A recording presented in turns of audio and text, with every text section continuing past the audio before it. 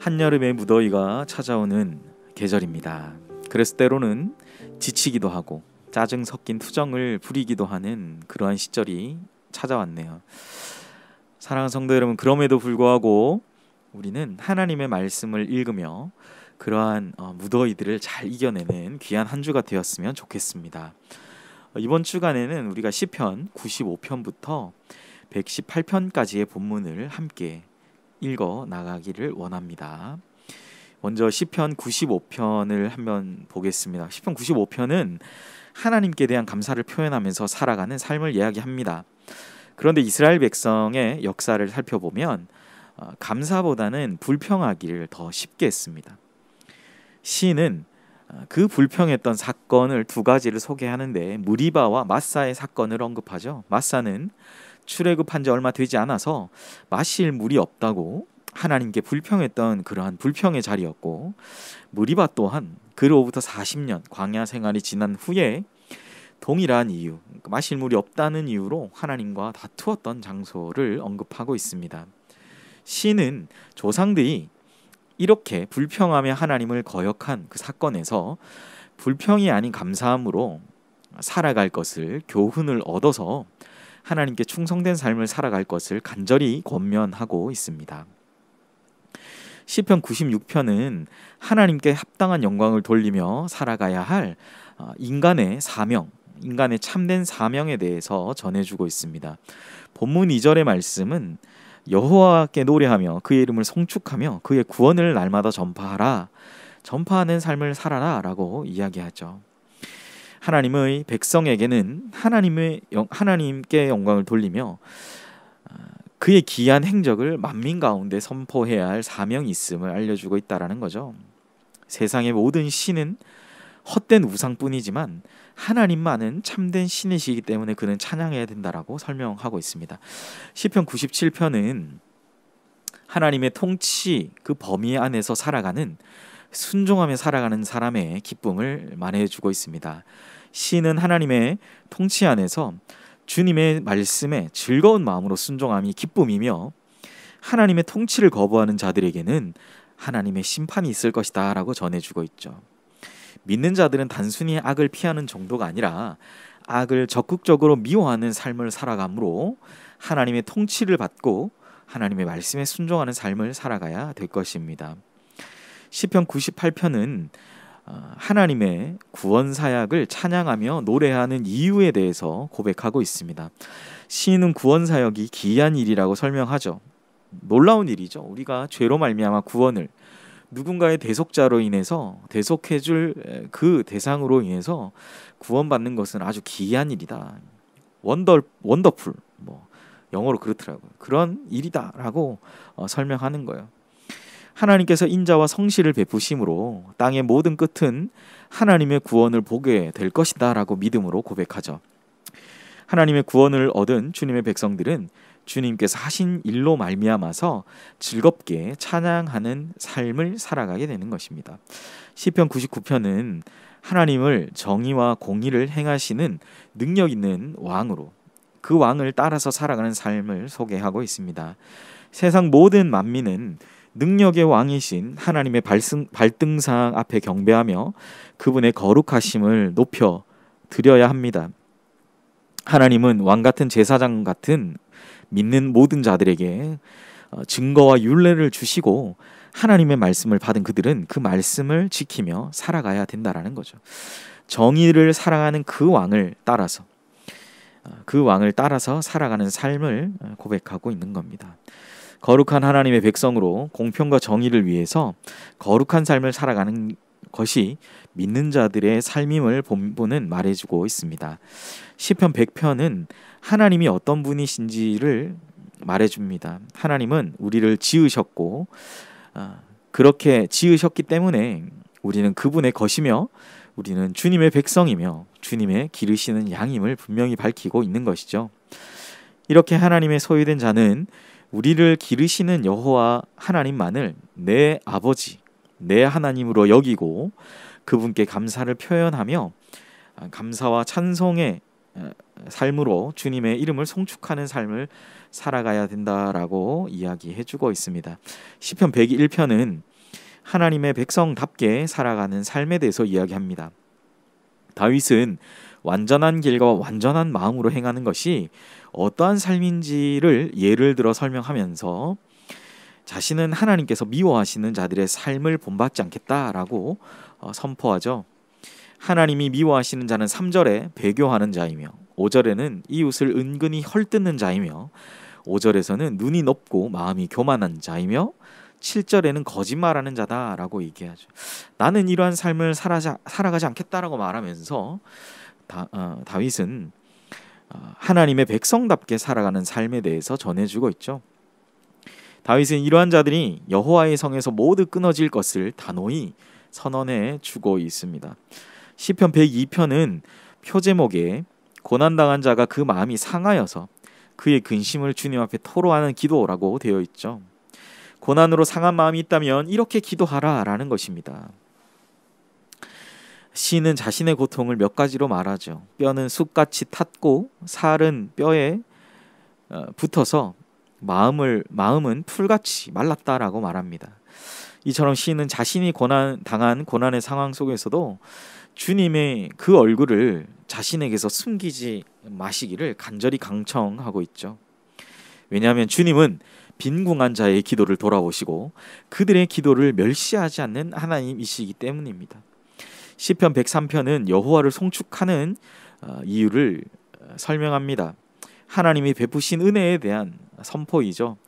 다윗은 하나님께서 자신의 죄를 사하시고 자신의 병을 고쳐주셨기 때문에 그의 이름을 송축하며 그가 내려주신 은택을 잊지 말라라고 이야기합니다.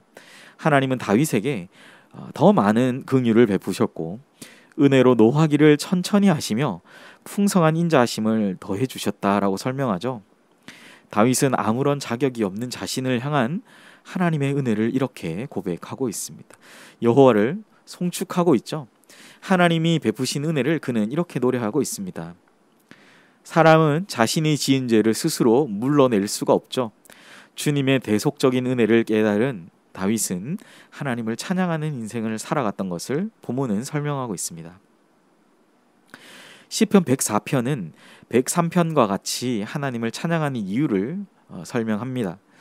시인이 하나님을 찬양하는 이유는 먼저 여호와께서 땅과 바다의 경계를 정하셨고 만물을 조화롭게 또한 공생하며 서로 잇닿아서 서로가 연결되어서 공생하며 같이 살게 하셨다라고 시인은 설명하고 있습니다.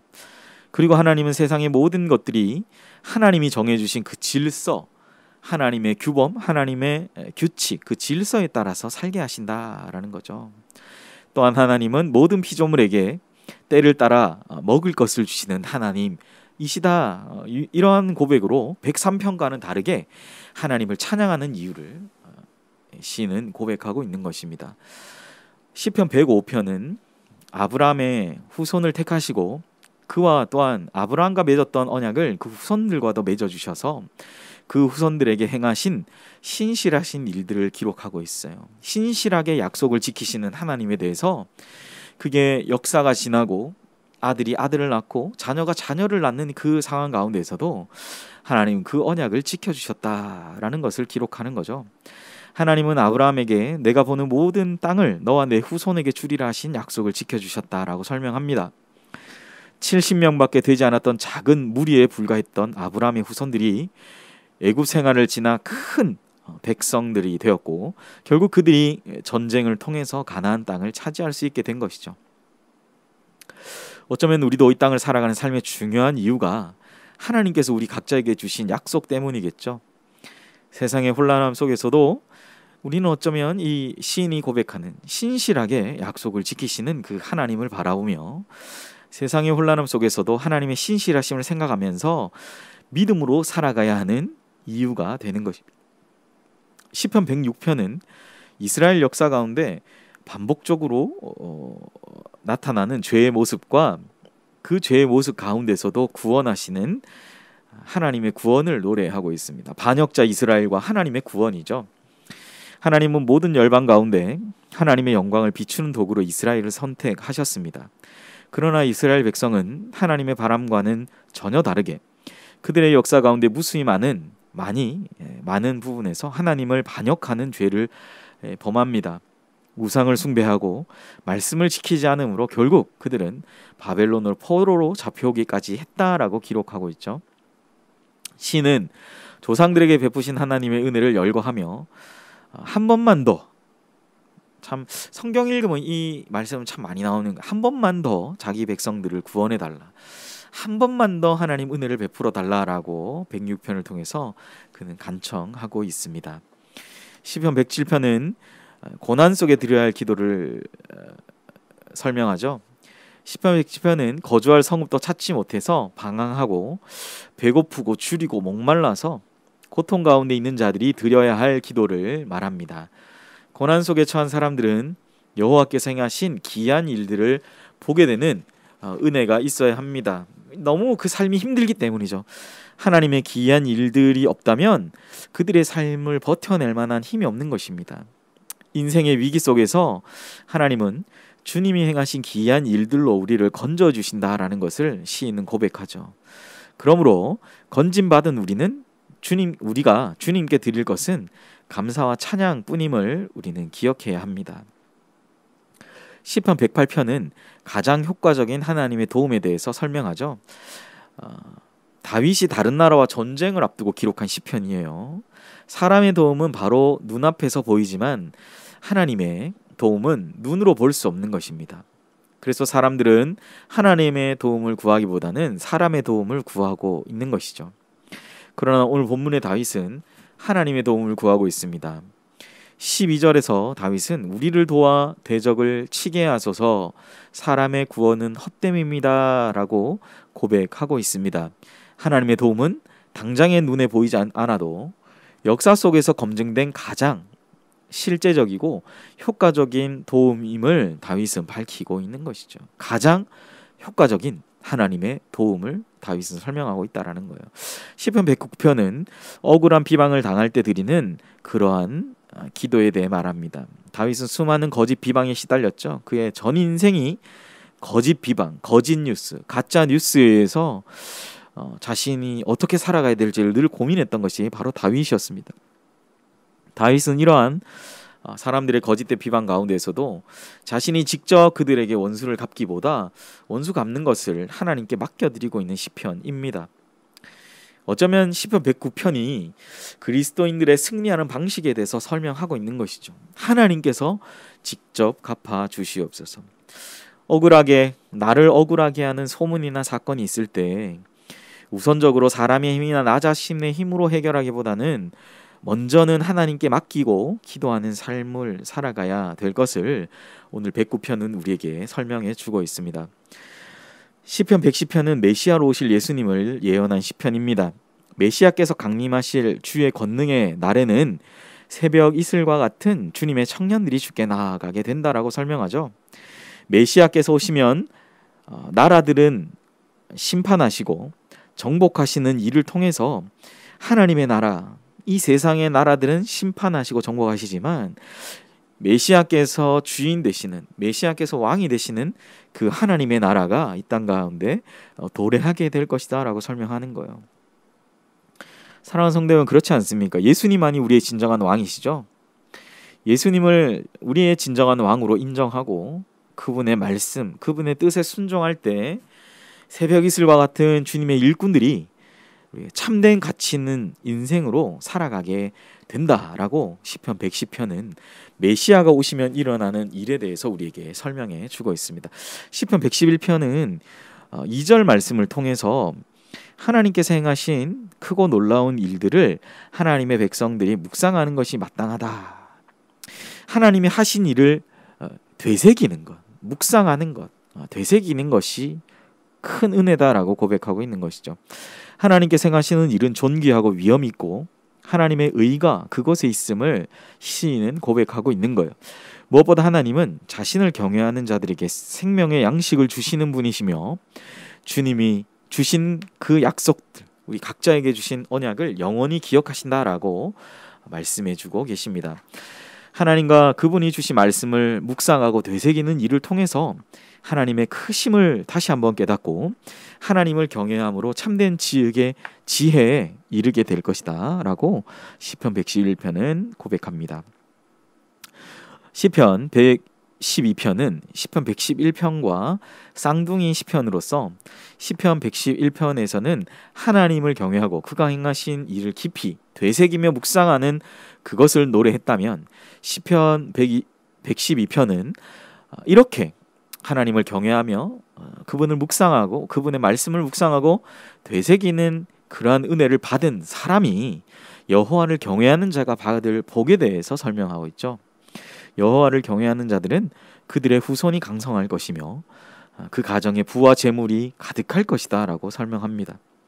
하나님께서 넘치게 부어주실 복을 통해서 그들은 결국 이웃에게 그 하나님의 은혜를 베풀고 나눌 수 있다라는 것이죠. 여호와를 경외하며 그의 계명을 지키는 자가 바로 복된 사람임을 증거하고 있습니다. 시편 113편은 앞에 두 시편과 같이 할렐루야로 시작하며 여호와를 경외하라라는 공통된 주제를 가지고 있습니다. 시는 모든 시간과 장소에서 하나님을 찬양하라라고 설명하는데요.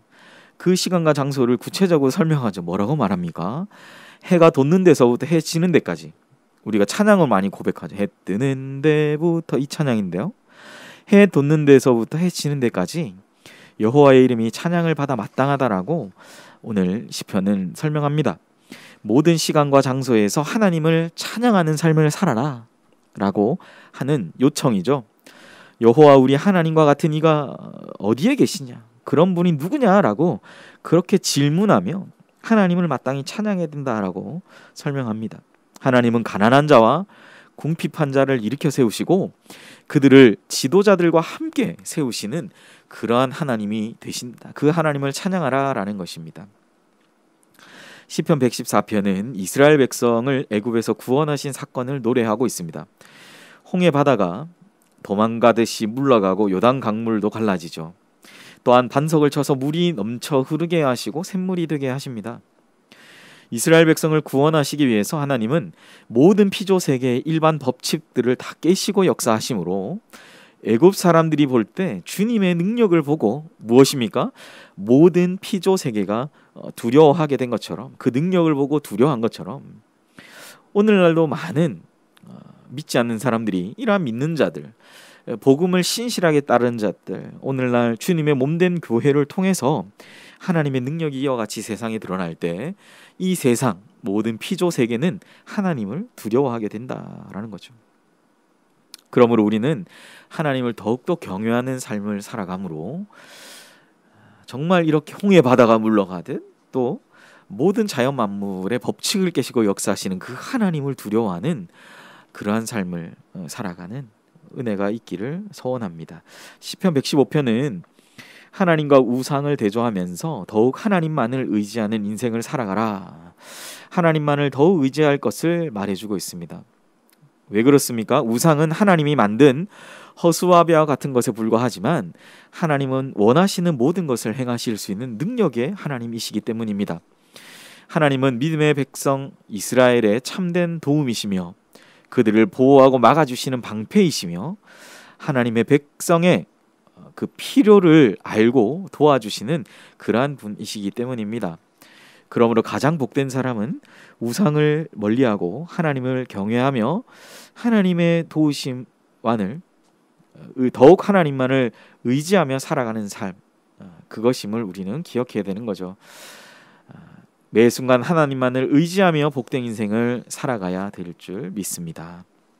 시편 116편은 죽을 고비와 같은 위급한 상황을 넘긴 후에 하나님께서 도와주심에 감사하며 감사하는 모습을 보여줍니다. 하나님의 도우심을 감사하는 삶이죠. 시는 이제 자신이 죽을 고비와 같은 것을 이제 넘기고 위급한 상황을 넘기고 이제 남아있는 인생을 주님을 위해 살겠다라고 결심하며 결단하고 있습니다. 시는 하나님의 은혜로 말미암아 죽을 것 같은 어려움을 이겨낸 자신의 고백을 담담히 담아내고 있습니다. 특별히 18절에서 시인은 자신이 서원한 것을 모든 백성들 앞에서 지킬 것을 그렇게 다짐하고 있는 것이죠. 시편 117편은 성경 전체에서 가장 짧은 장으로서 모든 나라들이 여호와를 찬양하는 이유를 담고 있어요. 모든 나라는 여호와를 찬양하라. 이것이 바로 짧은 거지만 그것을 담고 있는 겁니다. 시인은 여호와의 인자하심과 진실하심이 크므로 여호와를 찬양해야 된다라고 말하죠. 짧은 성경의 이 절 또 장이지만 이 짧은 것들을 통해서 시인의 이 깊은 감격, 모든 나라들이 주님을 찬양해야 되는 그분의 인자와 진실을 노래하고 있는 시인의 감격을 찾아보고 볼 수가 있는 것이죠. 시편 118편은 하나님의 징계와 고난을 통해서 하나님만을 더욱 의지하는 법을 배우게 하심을 설명해 주고 있습니다. 시인은 하나님께서 나의 편이 되어 주시는 것과 그러므로 내가 하나님만 더욱 의지하는 것이 바로 승리의 비결임을 알게 합니다. 하나님만을 더욱 의지함으로 그는 승리의 비결을 깨닫게 된 거죠. 그래서 시인은 하나님의 인자하심이 영원하다라고 노래합니다. 하나님은 구원을 베푸실 때도 또한 때때로 징계하실 그때에도 자신의 인자하심을 계속 붙들고 가시는 분이심을 오늘 시편은 우리에게 118편은 설명해 주고 있는 것이죠. 사랑하는 성도 여러분, 이렇게 우리가 한 주 동안 읽어야 될 말씀을 짧게 보았습니다. 이번에도 우리 시편을 많이 묵상을 하면서 언제나 늘 한결같이 인자하신 하나님을 우리가 더욱 의지하는 삶을 살아야 되겠다라는 생각을 하게 됩니다. 우리의 삶에 또 오늘도 우리가 95편에서 118편까지 보았는데요. 그 안에서 정말 하나님께서 행하신 각종 다양한 일들을 바라보면서 우리가 한 장 한 장 읽어 나가는 가운데 여러분들의 시편들, 또 짧은 117편처럼 짧은 시편들이 될 수 있는 그런 시편들을 써내려 가시면서 늘 하나님을 경외하고 하나님을 두려워하며 또 한결같이 주님을 의지하는 삶을 살아가시는 우리 귀한 연희교회 성도님들의 복된 말씀과 함께하는 삶이 되시기를 주님의 이름으로 간절히 소원합니다. 기도하겠습니다. 사랑하시는 은혜의 하나님, 오늘도 95편부터 118편까지 말씀을 봅니다. 읽을 때 빅데이터처럼 우리의 머릿속에 남는 구절들이 있습니다. 또 주시는 어떤 개념들이 있습니다. 하나님을 경외할 것, 하나님을 더욱 의지할 것, 또 모든 피조 세계와 그들이 하나님 앞에 두려워 떨며 또한 믿는 자들을 그렇게 두려워하며 떨며 하나님의 위엄이 그 땅 가운데 선포되는 참 멋진 하나님의 사역들을 오늘 시편을 통해서 바라보게 하셨습니다. 우리가 한 주 동안 이제 시편을 읽어 나가면서 이 말씀들 한 구절 한 구절이 하나님 우리의 삶에 정말 힘이 되고 능력이 되며 말씀 주심에 감사하며 더욱더 하나님을 경외하는 삶으로 하나님을 더욱더 의지하는 삶으로 살아가는 우리 사랑하는 연희교회 모든 주님의 백성들 되게 하옵소서. 감사드리며 예수님의 이름으로 기도합니다. 아멘.